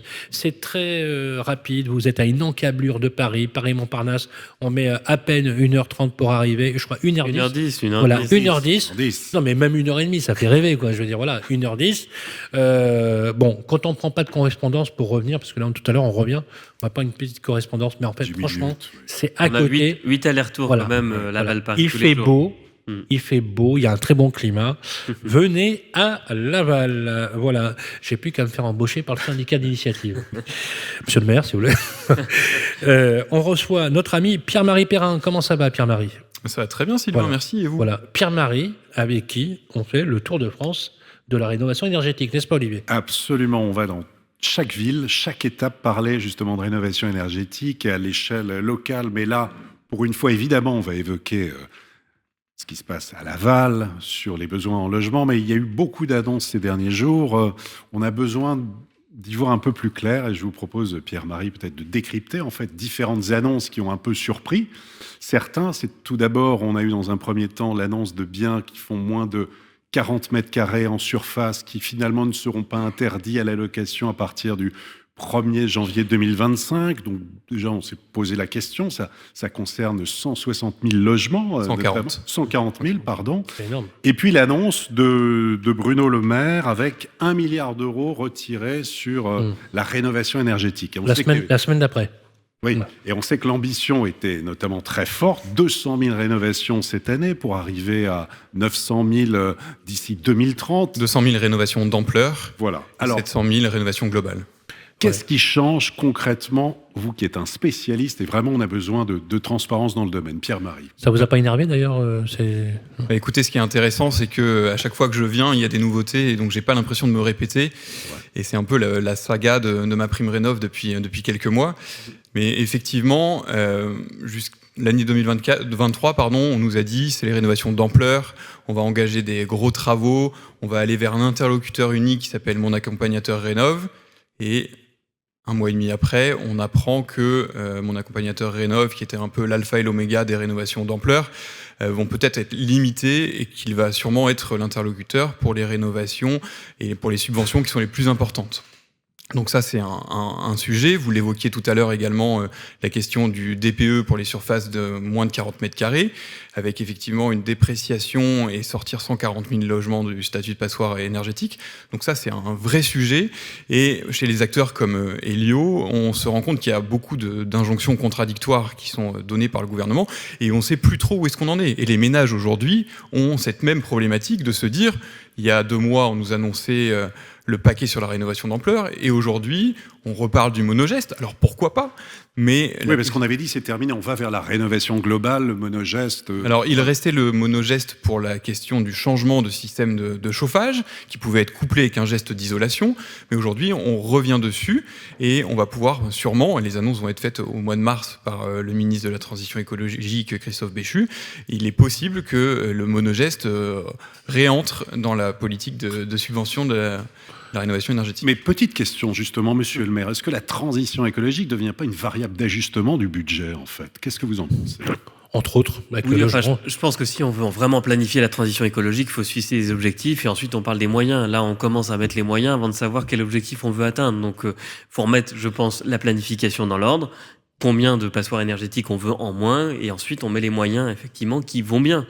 Et comme ça, les choses sont claires. Et on adapte un calendrier et on fait faisable, une vraie politique d'innovation. Là aujourd'hui, effectivement, à la fois les professionnels sont mécontents parce qu'on les reçoit à la Fédération française du bâtiment et tous les acteurs, les artisans n'y comprennent plus rien avec des diagnostics dans tous les sens. Il faut cumulé en permanence.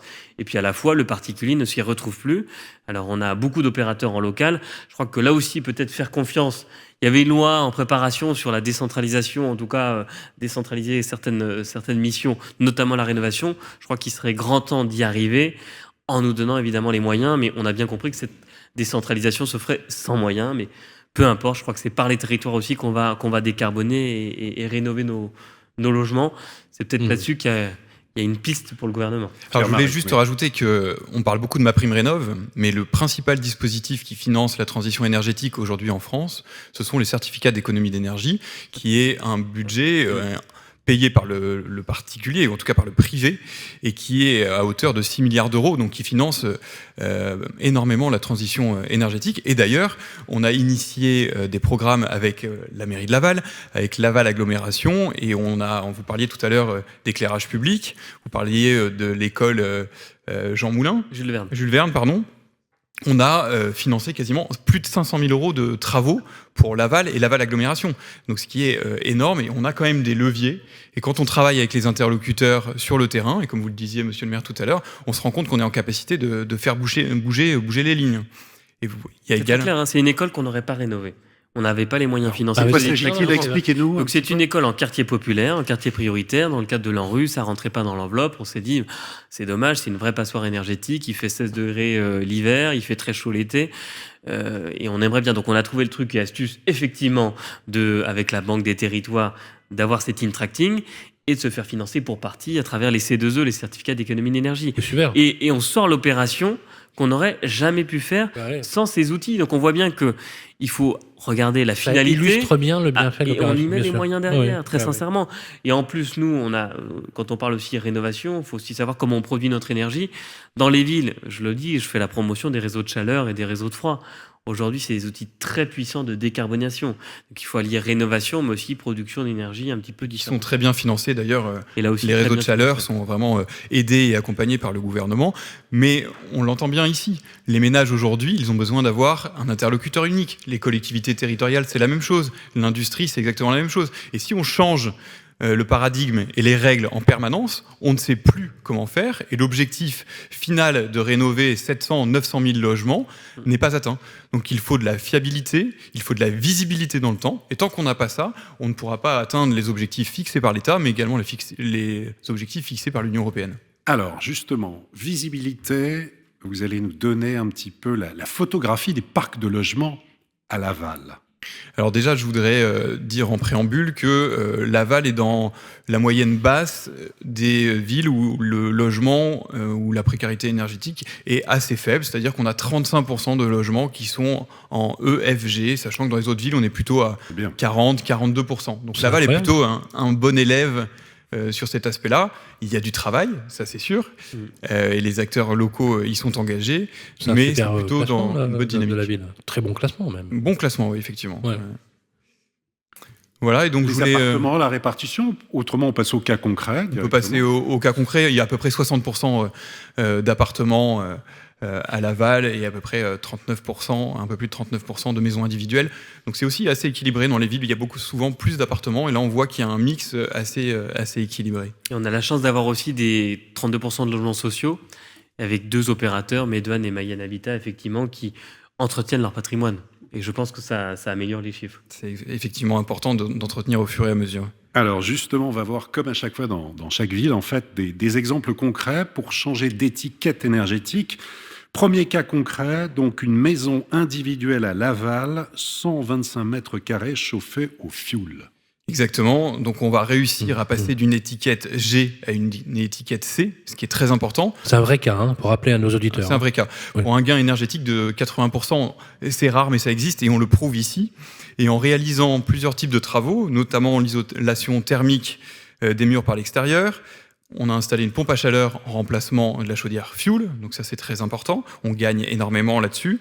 On isole la toiture et on a également changé les fenêtres. En changeant tout ça, on réussit à avoir sur 85 000 euros de travaux le plafond maximum qui est 90% des aides donc un montant de 63 000 euros. 63 000 euros. Sur un montant de travaux de 85 000 euros. Donc ce qui est colossal, avec un reste à charge qui de 22 000 euros. 22 000 euros. Bon calcul. Merci. Et du coup, on va pouvoir financer ce reste à charge par plusieurs leviers. On sait que c'est quand même la problématique principale des ménages et on peut le financer grâce au l'éco-prêt à taux zéro. Donc ça, c'est important. Et on a des dispositifs. Et Elio, on accompagne les propriétaires à justement financer ce reste à charge. Et la valeur du bien fait un bond en avant de minimum 25-30%. Peut-être pas, mais 15-20%, effectivement, sans compter les économies d'énergie. Sans compter les économies d'énergie et la baisse sur la facture. Très important. Donc ça, c'était l'exemple maison individuelle. Si on passe à une copropriété, donc là, on prend l'exemple d'une copro à Laval, toujours, qui comporte 2 bâtiments de 36 logements équipés d'un système de chauffage au gaz collectif. Exactement. Donc là, on passe effectivement d'une étiquette D à une étiquette B. Donc le gain est un petit peu moins important, mais il est de 45%, donc ce qui est quand même assez significatif. On va isoler, comme pour la maison, thermiquement par l'extérieur. On va remplacer des robinets existants par des robinets thermostatiques. Et puis, on remplace la chaudière actuelle par une chaudière à gaz à condensation. Avec ça, pour un montant de 473 000 euros de travaux, donc ce qui est important, on arrive en baissant et en allant chercher les aides. On va chercher les certificats d'économie d'énergie, comme je le disais, avec à peu près 24 000 euros de prime C2E, et puis 134 000 euros de ma prime Rénov CoPro, pour une aide globale de presque 160 000 euros et un reste à charge de 314 000 euros, ce qui reste important, mais qui peut être financé et qui surtout, on a besoin d'un accompagnement pour les copros, c'est très important parce qu'on a un AMO qui doit être spécialisé pour le projet et accompagner les copropriétaires, assistant à maîtrise d'ouvrage. Voilà. Et c'est souvent les projets qui prennent le plus de temps, mais si vous avez un bon assistant à maîtrise d'ouvrage, vous allez pouvoir respecter l'ensemble des étapes et accélérer ce projet pour optimiser vos aides financières. Monsieur le maire, quand même une réaction par rapport justement à la rénovation énergétique et toutes vos aides. Vous le saviez, vous étiez bien classé comme ça ? J'avais pas les chiffres en détail. Par contre, effectivement, il faut aussi rappeler le rôle des collectivités, puisque Laval Agglomération, dans son plan local de l'habitat, a un volet rénovation et accompagne financièrement. Nous, on a décidé de travailler main dans la main avec tous les EPCI et le département, avec un seul opérateur, qui est Solia, qui est notre association partenaire qui oriente vers toutes les aides. Donc c'est aussi important que l'information soit centralisée et simple pour l'usager, ensuite prise en main. Et donc ça, c'est le petit plus qu'on a, je pense, sur notre territoire. Et je voudrais rappeler quand même que, effectivement, les ménages sont très aidés, mais les collectivités territoriales peuvent bénéficier. Et ça se cumule, je crois. On peut cumuler les aides. On peut cumuler les aides, effectivement, mais il y a aussi le fonds vert. Bon, on a appris qu'il allait être raboté de plusieurs centaines de millions, mais il y a quand même des aides qui sont présentes pour aider les collectivités. En tout cas, on a un mur d'investissement pour Laval. S'il fallait rénover au décret tertiaire à horizon 2030 tout notre patrimoine, on en aurait pour plus de 50 millions d'euros. Capacité d'investissement de la ville sur 6 ans, c'est 50 millions d'euros. C'est-à-dire que sans rénover la voirie et faire les quelques travaux qu'il faut faire, il faudrait qu'on, pendant 6 ans, ne fasse rien si ce n'est rénover les bâtiments. C'est juste pas possible. Donc voilà, ce mur d'investissement, va falloir y faire face, et ça passe, je pense, par des C2E, par du tracting, par des prêts verts, par des fonds verts.